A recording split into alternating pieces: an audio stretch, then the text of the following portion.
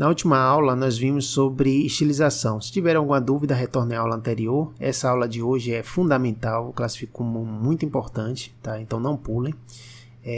Se você tem alguma dúvida, se esse curso foi feito exatamente, especificamente para a gente entender esses elementos, porque eu já vi muito problema relacionado ao que a gente vai estudar hoje. Então a gente tem que entender, para iniciar, que todos os elementos são feitos de HTML são feitos de forma bidimensionais, né? Ou seja, a gente vê o elemento como um elemento com altura e com a largura sempre, tá? Afinal, eles estão numa página HTML cuja representação também é bidimensional.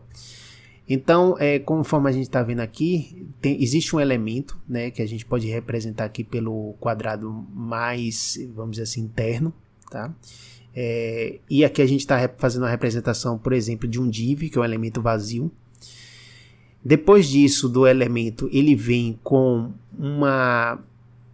um espaçamento, né, que você corresponde ao padding, certo? Ou seja, quando a gente tiver o padding, você está falando desse espaçamento interno do elemento, ou seja, não é um espaçamento para o próximo elemento, mas sim um espaçamento que empurra o elemento para dentro. E a gente tem depois uma borda, né? Então a gente pode colocar uma borda. Eu posso até aumentar aqui o tamanho da borda só para representar. Ó. A gente pode aumentar, tem uma borda menor até sem borda, certo? Então a gente poderia ter uma variação de bordas diferentes, né? Uma representação diferente de bordas. E depois, para finalizar com esse quadrado mais escuro, né, a gente tem exatamente a margem, ou seja, que é um outro espaçamento que a gente tem no próprio objeto. Então, qual é a diferença do padding para a margem? A padding é um espaçamento, como eu falei, interno, e a margem é um espaçamento externo, ou seja, o padding faz um afastamento para dentro do objeto e a margem faz um espaçamento para fora do objeto, separando objetos entre si. Então, vamos ver um pouquinho disso na prática. Então vamos lá para a parte prática. Aqui a gente tem um exemplo, né, com grupos. Eu fiz aqui o div, pode perceber que tem um primeiro div que está agrupado, né? Então tem um sub1, esse primeiro div, e depois tem um segundo div desse mesmo grupo. E aqui a mesma coisa, só que a diferença é que esse está em coluna e esse daqui está em linha. Tá? O código todo está em estilo. A gente pode ver aqui que eu alterei a fonte, né? Então a fonte é 40 pixels. Grupo 1 e o grupo 2 ele tá com display flex. Isso aqui a gente não vai entrar em detalhe, tá? Então eu vou pular todos esses itens de flex, porque não é o momento, mas é só para criar essa condição de estar em linha e coluna. Basicamente é isso. Então a gente não vai ver esse item, não vai ver esse item, não vai ver esse item, certo? Ou seja, nada dos flex aqui a gente vai ver, a gente só está fazendo a organização. O background color, que eu coloquei aqui só uma cor para facilitar, então eu coloquei o azul em um e um dark azul, né, dark blue, né, um azul escuro no segundo, e a mesma coisa para o que está na mesma linha, né? Então na mesma linha a gente está com vermelho e um vermelho mais escuro. E aí a gente agora vai tentar visualizar exatamente aquelas condições, né, que a gente estava falando, de exatamente ter os elementos, né? Então para isso a gente vai colocar uma borda antes de qualquer coisa em todos os elementos. Então eu venho aqui, ó, que esse item aqui tem todas as bordas, então eu vou colocar aqui uma borda. E o que é que a gente vai fazer? Eu vou colocar o primeiro item, que é a espessura da borda, tá? Eu vou dizer a condição da borda, que no caso vai ser sólido, e eu vou colocar uma cor para a borda que vai ser preto. Então aqui eu estou dando as três condições para que a gente forme uma borda, tá? Então você já pode ver lá que, deixa eu aumentar aqui só o tamanho da borda para a gente ver melhor. Vou colocar aqui 3 pixels, perceba que ele tem uma borda agora. Ó, colocar 4 pixels, tem uma borda. Tá? Então, para a gente entender essa separação, eu vou colocar aqui nesse item, né, que vai servir para todos, uma margem, que como a gente viu antes, a margem ela afeta todos os elementos, todas as partes externas do elemento. Então, colocar aqui uma borda de 10 pixels para a gente notar. Ó, percebam o que acontece.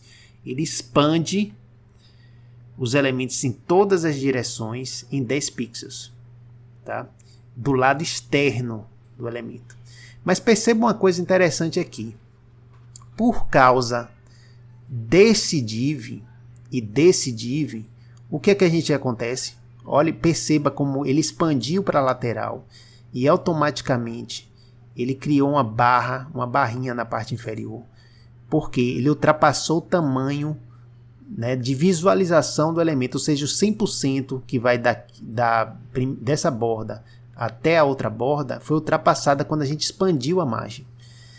Perceba que isso não aconteceria se a gente fizesse exclusivamente nos elementos em coluna, né? Então, se a gente fizer isso aqui, ó, e eu colocar aqui só no sub 1, perceba que não aconteceu nada. Ele expandiu, perceba em volta, mas ele não aconteceu esse problema. Se a gente fizer no de baixo, é a mesma coisa, ó. Ele expandiu em todas as direções, então tem 10 pixels em todas as direções, mas ele não tem esse problema. Mas quando a gente faz isso nesse daqui de baixo, perceba que ele já criou. Ele criou 10 pixels aqui que comprometem a visualização. Então já expande para a lateral. Então alguns erros que a gente tem, né, de visualização são muitas vezes em função da margem que a gente coloca. Então perceba aqui, a gente vai manter isso aqui só porque a gente está estudando, na verdade, as visualizações e o que é margem e o que é padding, né, e o que é borda e onde está o elemento. Mas você pode perceber que tem uma consequência quando a gente mexe em uma coisa que a gente não sabe qual é a função, né, e para que ele está fazendo. Então ele está expandindo para a lateral, e como esse objeto ele foi construído, tanto esse, quanto os dois de cima são construídos para terem 50%, perceba aqui, ó, quando esse daqui ocupa 50% e esse ocupa 50%, já são 100%. Quando você dá uma margem para fora do objeto, ele empurra, né, toda a visualização. Então isso aqui tem uma consequência, certo? Então eu vou tirar esses dois, só para a gente voltar para uma visualização mais simplificada, né? Perceba aqui que a gente tem um espaçamento, tá? E o que é exatamente o padding, né? Deixa eu dar aqui um padding. A gente deu uma borda, a gente deu uma margem nos dois primeiros, tirou a margem dos dois de baixo, que estão em linha, mas agora eu vou dar um padding, para a gente visualizar o que é um padding. Então eu vou dar um pad de 50 pixels. O que é que ele fez? Ele deu um afastamento na parte superior, na parte interna, deu uma na lateral e deu uma na parte superior, na parte inferior e nas duas laterais, certo? Eu vou fazer aqui só porque às vezes a pessoa não consegue visualizar direito, mas existe um na lateral que a gente não consegue visualizar aqui. Se eu colocar mais caracteres, ó, dá para visualizar melhor. Ó, você percebe que tem um padding, né, nessa lateral aqui, ó, lateral, em cima, embaixo.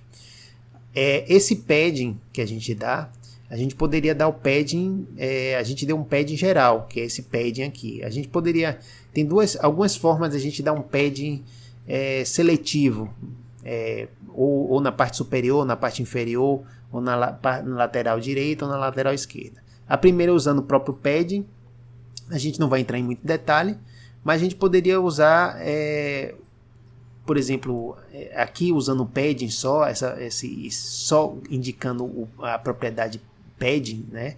A gente pode dar na sequência o topo, a lateral direita, a lateral esquerda e o topo, lateral direita, inferior e lateral esquerda. Ele segue esse ciclo, começando da parte superior. Então a gente poderia vir aqui, ó, com 50, só para ilustrar. Eu venho aqui e coloco 10 pixels e depois eu coloco 30 pixels e depois eu coloco 5 pixels, só para ilustrar. Então você perceba que tem 50 na superior, 10 na lateral, 30 na inferior e 5 na esquerda. Existem outras formas de visualizar esse padding. A gente poderia colocar aqui, por exemplo, só 50 e 10. Isso quer dizer o quê? Que ele vai dar 50 na superior, 10 nas duas laterais, desculpe, 50 na superior e na inferior e 10 nas duas laterais. Tá? Existem algumas formas diferentes de modificar esse pad. Tá? E para finalizar, só para a gente entender, a gente poderia vir aqui também só colocar um padding no superior. Então eu vou aqui e coloco 100 pixels. Tá? Então deu 100 pixels na superior e vou dar um padding na lateral esquerda de 30 pixels. É a opção. Perceba que a gente visualiza aqui exatamente essa influência. Mas, em resumo, só para resgatar a informação, a gente entende então que a margem é um elemento que está externo, tá? Em separação com os outros objetos. O padding é um espaçamento que a gente dá internamente ao objeto. E entre o padding e a margem, a gente tem exatamente a borda, que aqui eu vou até aumentar para a gente destacar mais, né? Eu vou colocar aqui uma borda de 10 pixels.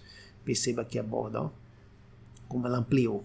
Como a borda faz parte do objeto, da parte do conteúdo, do tamanho interno dele, a margem, a borda, melhor dizendo, ele sempre dá uma borda para a área interna.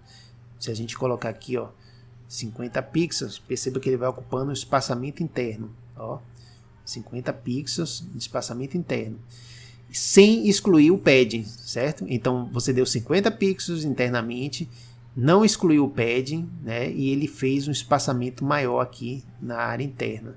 Então vou diminuir aqui o padding, a borda, para a gente visualizar. Então a gente consegue visualizar exatamente esses efeitos que a gente tem.